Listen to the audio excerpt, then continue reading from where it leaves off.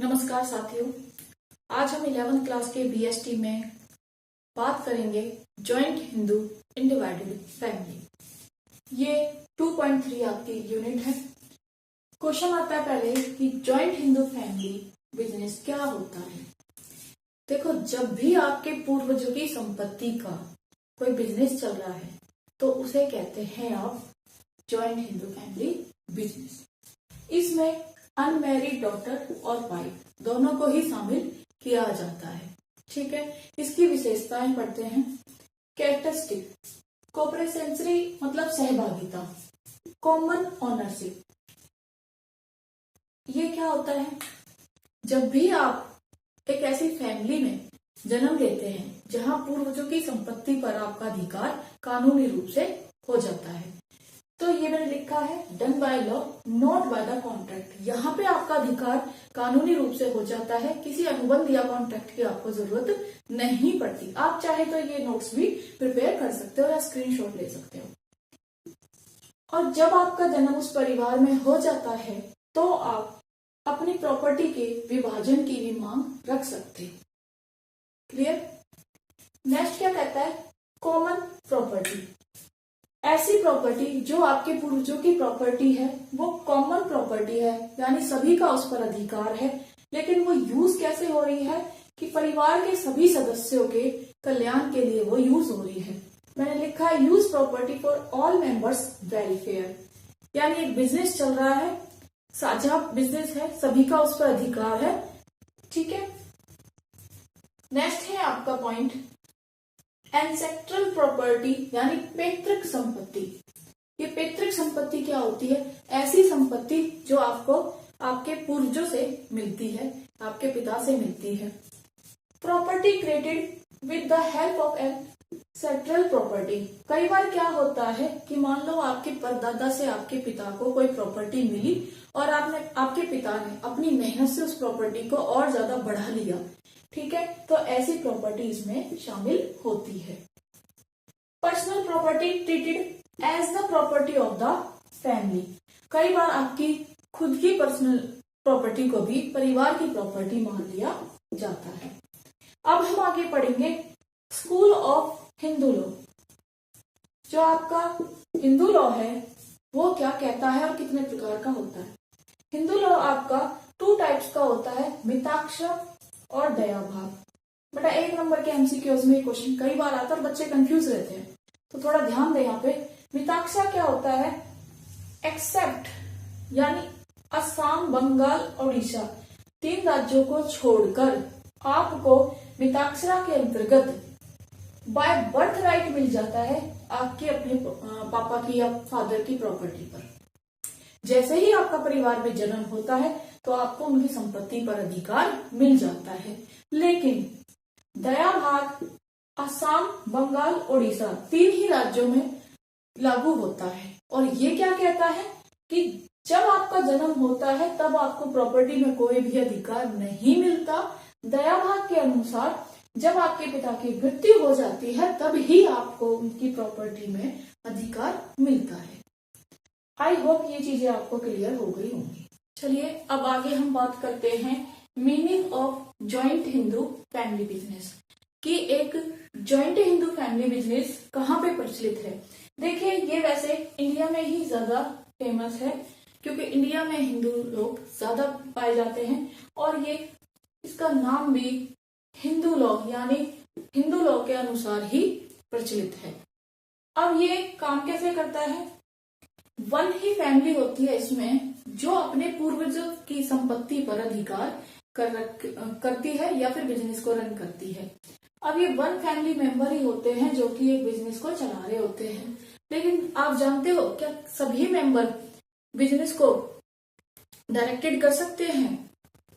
वो एक साथ डायरेक्टेड नहीं कर सकते। उनकी तरफ से एक मेंबर बिजनेस को कंट्रोल करता है, उसे आप मैनेजर भी कह सकते हो। वैसे तो ज्यादा जो क्वेश्चन में आता है या ज्यादा प्रचलित है उसे कर्ता कहा जाता है। क्या कहा जाता है? कर्ता। तो जब भी हिंदू फैमिली की बात होगी तो आप कर्ता को जरूर याद रखें। कर्ता की लायबिलिटी यानी जो उसके लायबिलिटी अनलिमिटेड होती है। वो कैसे? कि कर्ता ही सारे डिसीजन लेता है, कर्ता ही बिजनेस में पैसा लगाता है, कर्ता को लोन लेने का भी अधिकार होता है और वो सारे डिसीजन लेता है। दूसरी पार्टियों के साथ डील भी वही करता है, सारा कंट्रोल कर्ता का ही होता है। फर्स्ट सन, या आप इसे बोल सकते हो एल्डेस्ट सन। एल्डेस्ट सन यानी जो सबसे बड़ा बेटा होता है परिवार का, मुखिया, वही यहाँ पे कर्ता होता है। वो डिसीजन मेकिंग भी कर सकता है। आप चाहे तो नोट्स बना सकते हो, स्क्रीनशॉट ले सकते हो। Not demand for auditing profit and loss. आप उसे कोई कुछ भी कांट आस्क, मैं यहां लिख देती हूं कि आपको यानी कर्ता से परिवार के सदस्य को उसके द्वारा किए गए कार्यों के यानी लाभ और हानि का लेखा जोखा पूछने का अधिकार नहीं होता।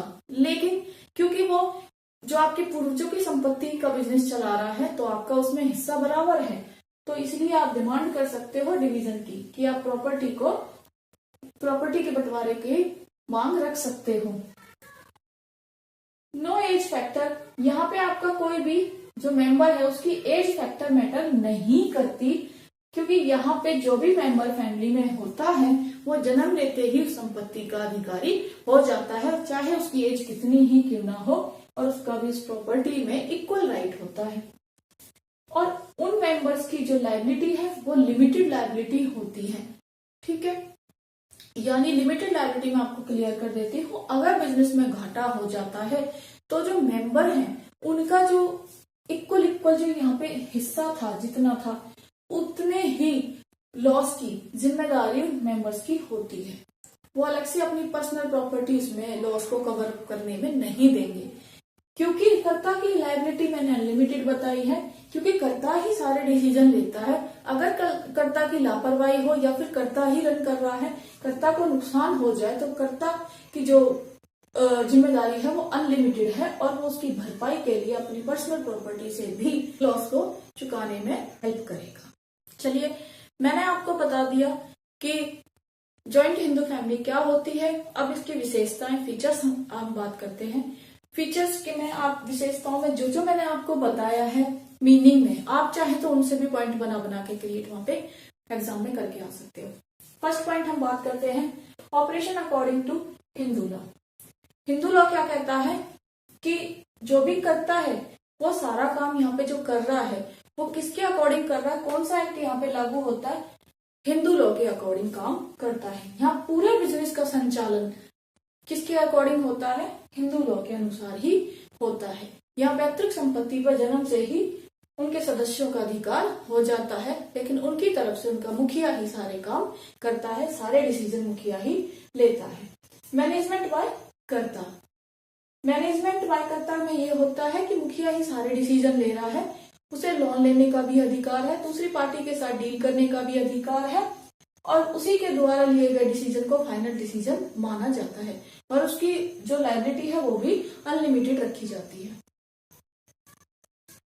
लिमिटेड लायबिलिटी, देखिए यहाँ पे जो करता है उसकी तो होती है अनलिमिटेड लायबिलिटी, लेकिन ये लिमिटेड लायबिलिटी परिवार के मेंबर्स के लिए लिखा गया है। परिवार के मेंबर्स की जो प्रॉपर्टी में जो शेयर है और उसमें उनका जो हिस्सा है वहीं तक नुकसान होने की स्थिति में उनसे पैसा मंगवाया जा सकता है। अगर बिजनेस में नुकसान हो रहा है तो मेंबर्स के पर्सनल प्रॉपर्टी से पैसा नहीं मंगवाया जाएगा। रजिस्ट्रेशन, जॉइंट हिंदू फैमिली में बिजनेस में रजिस्ट्रेशन कराने की रिक्वायरमेंट नहीं होती। परमानेंट एग्जिस्टेंस, देखिए कंपनी की तरह ही यहाँ पे इस बिजनेस का, हिंदू फैमिली बिजनेस का जो अस्तित्व है वो परमानेंट होता है, स्थायी होता है। यानी कुछ सदस्य अगर मर भी जाते हैं तो भी कंपनी बंद नहीं होती, वो चलती रहती है। परिवार के बाकी सदस्य, उसके मेंबर, वो उनमें से ही कोई मुखिया को चुन लेते हैं। मेंबरशिप बाय बर्थ, परिवार में आपको मेंबरशिप कैसे मिलती है, इसके लिए कोई कानूनी औपचारिकता नहीं है, कोई फॉर्मेलिटी नहीं है, जन्म लेते ही परिवार में आपको मेंबरशिप मिल जाती है। ओनली मेल मेंबर्स, देखिए इसमें कर्ता के रूप में वैसे तो मेल यानी पुरुष ही काम करते हैं, लेकिन कई बार ऐसा होता है कि अगर परिवार में मुखिया की मृत्यु हो जाती है और अगर कोई जो उसका वारिस है वो छोटा है या और ऐसी स्थिति है कि कोई ऑप्शन ही नहीं है, तो उनकी जो हिंदू सक्सेशन एक्ट 1956 है उनके अनुसार उनकी स्त्री यानी वाइफ यहाँ पे एज अ कर्ता काम कर सकती है या उसकी ऑनर मानी जाती है। आई होप आपको ये जॉइंट हिंदू फैमिली बिजनेस के फीचर्स क्लियर हो गए होंगे। देखिए हर चीज के प्लस और नेगेटिव दोनों ही पॉइंट्स होते हैं। मेरिट्स में हम बात करेंगे कि जॉइंट हिंदू फैमिली की क्या क्या अच्छी बातें होती हैं और उसके बाद हम डीमेरिट्स में अवगुणों की बात करेंगे कि उनके क्या क्या कमियां पाई जाती हैं। चलिए बात करते हैं merits of joint Hindu family business. इसके अंदर क्या क्या मेरिट्स होते हैं यानी अच्छी बातें क्या क्या है। Easy to start. इस बिजनेस को स्टार्ट करने के लिए कोई ज्यादा फॉर्मेलिटी नहीं होती, औपचारिकता नहीं होती, ये इजिली ही स्टार्ट हो जाता है। इसके लिए किसी भी तरह की लीगल फॉर्मेलिटी की आवश्यकता नहीं होती। सीक्रेसी। सीक्रेसी क्या कहती है? गोपनीयता। मैंने आपको बताया कि बार बार जो सारा काम करता है वो करता ही करता है, उसी के पास डिसीजन मेकिंग पावर होती है, वो अपने जितने भी निर्णय लेता है वो अपने तक ही सीमित रखता है, इसलिए पूरी गोपनीयता बनी रहती है, यानी वो किसी को भी अपनी बातें शेयर नहीं करता। Direct contact with customers. वो अपने कस्टमर्स से, अपने ग्राहकों से सीधा प्रत्यक्ष रूप से संबंध रखता है।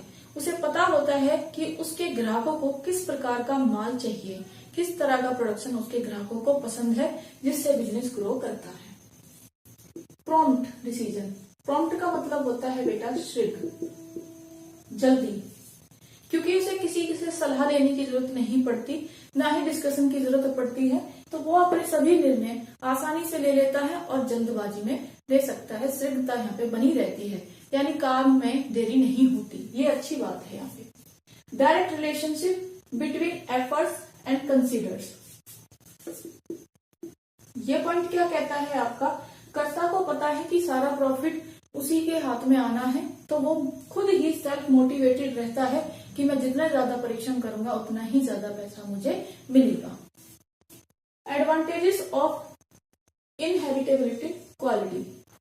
ये होती है आपकी पैतृक गुडविल, यानी आपके दादा परदादाओं ने जो बिजनेस से नाम कमाया है उसका बेनिफिट भी आपको मिलता है। क्लियर? नेक्स्ट पढ़ेंगे हम limitations of joint Hindu family business.